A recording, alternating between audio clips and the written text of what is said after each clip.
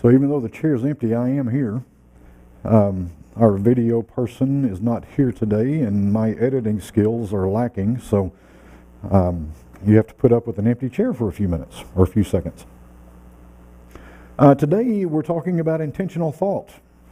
And the reason we're talking about that is because on Wednesday we start a brand new year.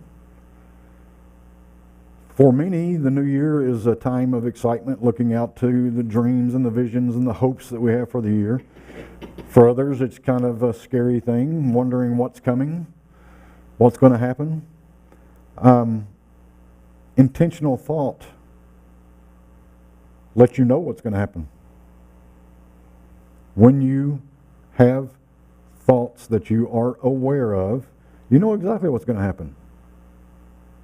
You know what your experience is going to be in every situation, because our thoughts create.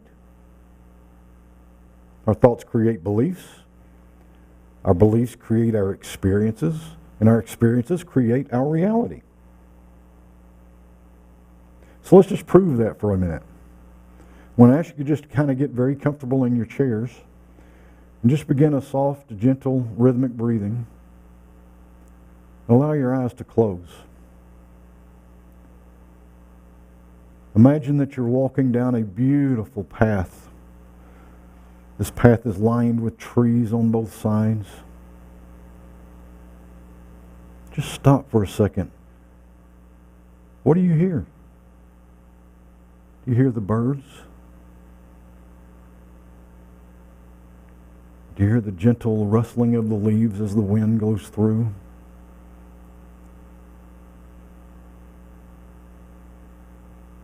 So begin moving again. Continue down that path. As you continue along, you notice another faint sound. You move a little further and you realize it's this beautiful, crystal clear stream. And the sound you hear is the water running across the rocks on the bottom. Just the soft river, smooth pebbles.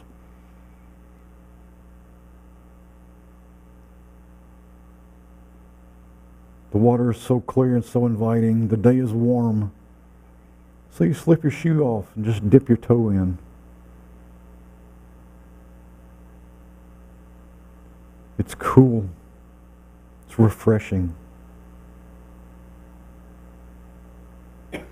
Just experience that.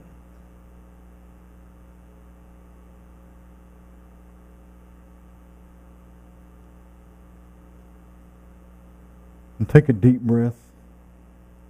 Feel that experience again. And gently open your eyes.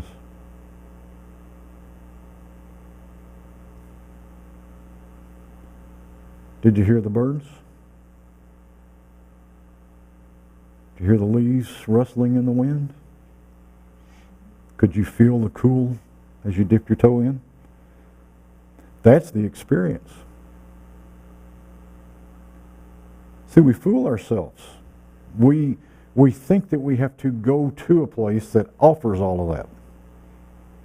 And sure, that's great if you can. But you don't have to wait. The last few days here have been pretty rainy. I wish I would have remembered to do that. Nothing drives me crazy more than getting stuck inside. But knowing this truth, I could have gone into this visualization. I could have extended it. I could have gone anywhere.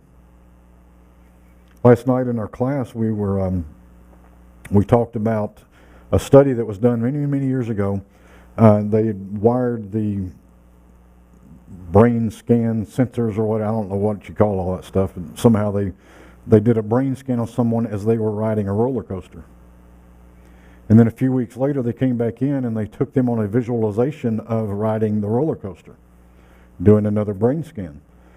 And when they put the brain scan side by side, you could not tell the difference from one to the other. The brain cannot tell what you imagine and what you do physically. This proves that we can create our own experience no matter what's going on around us.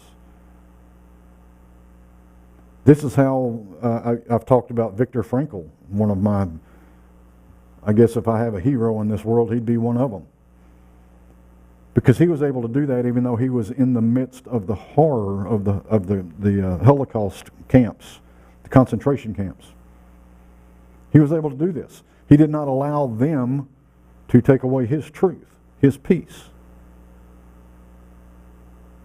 So you create your own experience. And we do that through our thoughts. Our thoughts create. And through our thoughts, we make choices. And we make choices in every second, every millisecond of every day. We cannot live a choiceless life. You know, you might fool yourself, I'm not going to make any choices today because it seems like every choice I make is wrong. Well, you just made a choice. We cannot live a choiceless life. Intentions help us focus on our thoughts. When we intentionally open awareness to what's going on in our brains, what's going on in our minds, we serve ourselves. Awareness of thoughts helps us to stay constructive and positive, to think in alignment with our truth. Doing this gives us direction that serves us.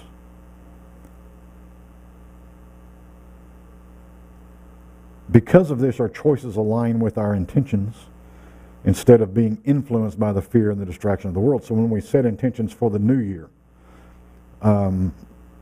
goals, visions, resolutions, when we set those for the new year, oftentimes we just put them out there and hope something happens. When we become conscious of that and when we intentionally think truth into them, when we open awareness to our thoughts about them, we start creating. We manifest. I've told the story before. I set intentions one year, it's been several years now, set intentions of publishing 3 books. I was going to get it that year. Got to the end of the year and I went, I didn't do anything. I didn't write any books. Well, that wasn't my goal. My intention was to publish 3 books, and I helped 3 authors publish books. I didn't write any, but that wasn't my goal, even though that's what I'd meant. You know, that's what I'd meant. So when we get intentional about it, we get in alignment with what we truly want. And then we take steps in that direction. Ernest Holmes said, "That which thought has done, thought can undo." Lifelong habits of wrong thinking can be consciously and deliberately neutralized, and an entirely new order of mental and emotional reaction established in mind. Merely to abstain from wrong thinking is not enough. There must be active, right thinking. We must become actively constructive and happy in our thinking, not merely passively so. New and wholesome ideas of life, vitality, and hope must be accepted and incorporated into the substratum of our mental life, so that a more wholesome externalization may manifest in our bodily condition and environment. That's a lot of words. So what does it mean? It means every negative thought that we have about ourselves, every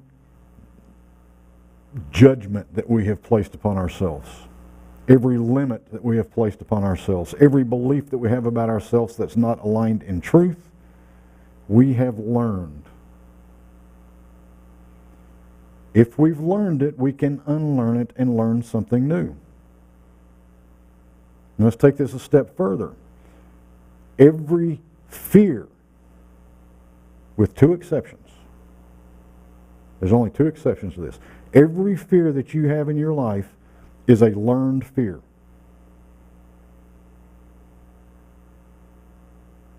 Okay? It's a learned fear. Ernest tells us, if that which thought has done, some thought caused us to create that fear, thought can undo. So we can unlearn it. Those two exceptions, falling backwards and the fear of loud noises, those are the only two natural fears that the human is born with. The only two. Every other one is learned. Now, when I first learned this, it kind of made me mad because there were a whole lot of fears I wanted to say was just natural. Nope. I learned them. And over the years, I have unlearned many of them.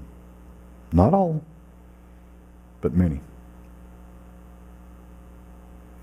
We can unlearn those things that are not serving us.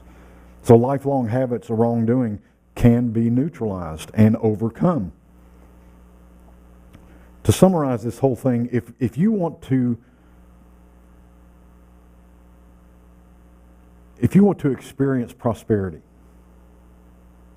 if you want that to be your truth, your experience and expression in this world, you can no longer have thoughts of lack. You must undo those thoughts of lack and replace them with thoughts of prosperity. If you want a life filled with love, you have to let go of every thought of hate or anger or separateness. And you have to replace them with thoughts of love, oneness, unity. We can't walk around with thoughts that counteract that which we desire. Thoughts create. Now, if you really want to get technical, you can probably figure out a way to go, okay, let's see. Kathy's my wife, so I'm going to create a loving experience with her. But these people over here make me mad, so I'm going to just continue my hate. And I guess if you spend enough time on it, you could probably find a way to let them appear separate for the most part. But unless you spend a lot of time with it, things are going to start crossing over and mixing up. And the anger you have for over here is going to spill over into this. And how much of an experience of love would it truly be if you had it reserved for this area but nowhere else? We have to let go of those thoughts and those beliefs, those fears that do not align with our truth. We have to become intentional with our thoughts. This is more than just hoping things work out. You know, it's like we talked about in the meditation. Hoping keeps things out there. Hoping is like, I know that I don't have this yet. I hope it comes to me. You're seeing lack. Your thought process is one of lack. You've got to get rid of that, because in truth, just as you experienced in the walk in the woods we did a couple of minutes ago, you can experience it now. So let go of the hope after hope opens you to something that you desire. Like I said, hope is a great tool. Visioning is a great tool. Dreaming is a great tool.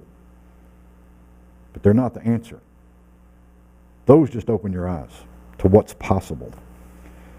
The thoughts that we bring into our consciousness directly affect the subconscious mind.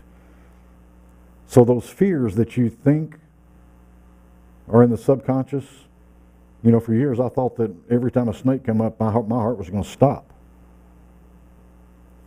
I thought that was an uncontrollable fear. Well, it's not. They don't do that to me anymore. I don't like them, But there's a huge difference between I don't like that snake and I'm scared of that snake.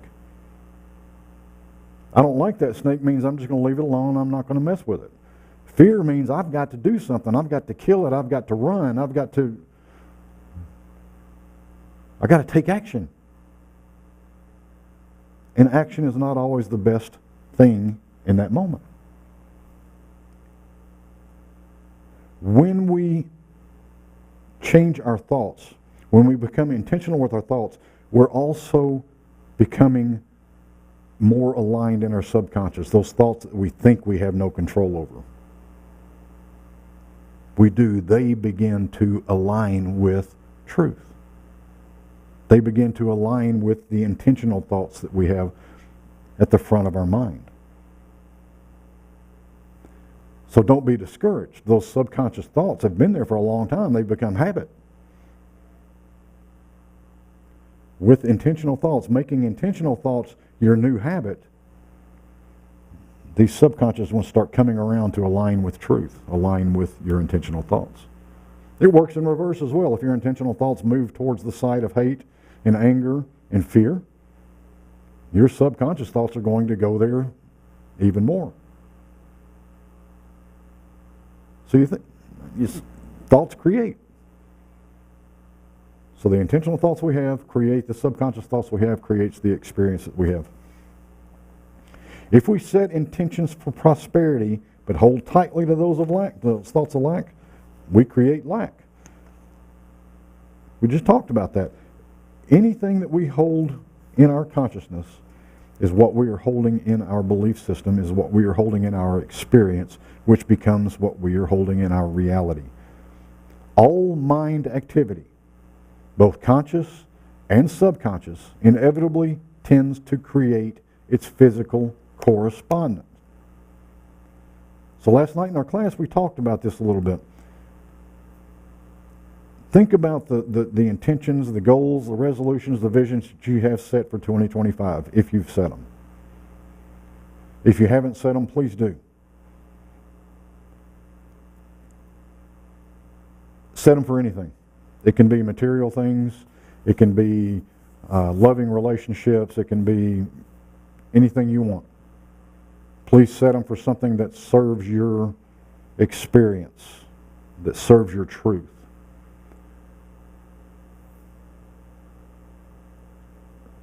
But when you set those, if it's for a new car, align your thinking with the experience of that new car. Because in truth, every one of those intentions, goals, resolutions, visions that we set, what we're setting an intention for is the tool to help us have the experience. So if we're setting for a new car, it could be that we're wanting a new car because a new car is much safer, so we're looking for safety. The experience that we're after is safety. Or we're wanting we want a different color because it's absolutely beautiful. Well, the experience we want is beauty. So look at your intentions that way. And one of the things we talked about last night was you do not have to wait for the material manifestation of that thing before you can have all this. What else can you do to help you feel safe? If you've identified safety as one of your key experiences, what else can you do to feel safe? It can be any number of things. Do them. What else can you do to be embraced by beauty? Do it. You don't have to wait for the material manifestation. So, all that being said, these visions help us get locked into the desires that we want to experience. And these experiences, once we start having them, do start drawing in, manifesting the physical correspondent. So, if the new car is what you want and safety is the experience you want, and you start feeling ways to feel safe in other areas of your life, two things are going to happen. One is you're going to start feeling safe in areas that you didn't think you would before. Safety is going to expand. And two, the physical manifestation of safety, if it truly is that car is going to manifest. But when you leave your eyes open, you keep your awareness open to what is coming, you may realize that that safety is coming to you through a relationship of some sort. And that relationship will get you far more safety than that car ever would. Examples, okay? It's just an example. The experience that you desire, once you align your thinking and your acceptance to it, the physical correspondence must come. Every thought, every emotion, every experience that we've had since we came into consciousness still exists in our mind. And the reason for that is because they exist in one mind. These are ceaselessly active, and this is why intentional thought is so important. If our thought process, going back to the car as an example, if our thought process is wanting the experience of safety, and those subliminal, subconscious thoughts are all about the lack of safety, we're never going to get there. We're just going to have contrast all the time. So when we open awareness to what it is we truly want, we start aligning our thoughts with it, things start shifting. Through our conscious, intentional thoughts, we can override all of that subconscious stuff. We change or expand the experience of our life when we actively choose our thoughts. As Holmes said, to merely stop thinking the negative or destructive thoughts is not enough. We have to replace that. We have to retrain ourselves. Our thoughts run through the synapses in our brain. I think that's the correct word. And they create these roadmaps. And the longer we've been on this earth, the more defined those maps are. We can recreate our thought patterns, which basically recreates those maps. We can create thought patterns in our mind following these synapses that align with our truth. So even though this is spiritual, even though this is mental, it's also very physical. We're not victims here. We don't have to stay victims. We can choose to be the heroes in our own life, and we do that through shifts in our thinking that align with our truth. Writing your intentions and goals and resolutions down is a great first step. Do not do like I did. I wrote them down. Published 3 books. And then I left it alone for a year, and then I went back at the end of the year and looked, how good did I do? Oh, I didn't do that. But I did. Write them down. They're a great first step. Just like dreaming, visioning, setting goals and intentions, they're great. But these are all tools. You have to get into your brain. You've got to get into your thought patterns. You've got to create new patterns that work to serve your highest good. Set intentions to have thoughts that serve good. Set many. I'm going to give you one intention that I hope you accept. And that intention is that you set intentions to deepen your realization of the presence of God. Because God's presence is the most powerful healing agency the mind of man can have. Remember, healing is not just a physical health. It is in everything we do when we move from the material realization to the divine realization. Healing can even be evolving from a beautiful place in your life to an even more beautiful place in your life. So healing is not just when something's broke, we fix it. Healing is, I'm moving from level 1,000 to level 1,000,000 in this game of life. We are all capable of doing that. We are all capable of achieving every one of our visions.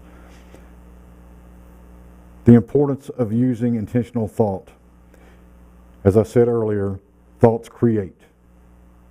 So if your thoughts are kicked out here and you think you're not aiming at something, well, you are. They're creating something. And I used to work on a ranch with this fella. He was one of the last true cowboys. He had the bedroll on the saddle, and he would ride fence lines for days. And we were sitting under a big oak tree one time. He was on his horse-drawn wagon. I was on mine waiting on some people to come to the parking lot. We were going to go pick him up and then take him up to the party. And we're just sitting out there, and we could be talking about a football game. And E.T. was his name. He would just blurt out these beautiful words of wisdom. And they didn't always sound like words of wisdom at the time, but as I thought back on them, I realized they were. And we were just sitting there one day, and he said, you know, you hit what you aim at. And it took me a while to think about that. You know, we sometimes, especially for target shooting, you think you're aimed at the target, but you miss. That bullet went right where you were aimed. It's just that your aim was somewhere other than what you wanted it to be. We hit what we aim at. And when we're not talking about target practice, we are talking about our thoughts. You're creating exactly what you're thinking. So align your thinking with truth. And then one last time before we get away from the topic of New Year's and intentions and all of that is the quote from Mary Manning Morrissey that I've probably used every class and talk we've had the last few weeks. She said, set intentions so big that only divine participation can bring them to realization. So set intentions to think in alignment with your truth, with your good, with love, with kindness. And we'll close with prayers. I'll walk back here to deal with the camera stuff. Father God, we are so grateful for this opportunity to create a 2025 that serves highest good, that serves our well-being, that serves love. We know that looking within, connecting with you first, God, allows us to follow a path that serves our purpose and our lives as well as the lives of those around us. We stand strong in the knowledge that we are one with the Creator of all, and we are comforted and safe in the embrace of your love and peace. We begin this year knowing that you, God, are all things, all situations, and all people. We know you are all. Your expression is all there is. Remembering this, we know no fear. There is no situation we cannot handle. There is no conflict that can remove our peace. Love fills every situation, every person, and everything. Knowing this truth, we step into 2025 as our authentic selves, one with you, God. We are never separate. We are never alone. We are never unloved. We rise in your light and we shine the light of you onto all that we experience. Knowing this truth, we can say, and so it is. Thank you, God. Amen.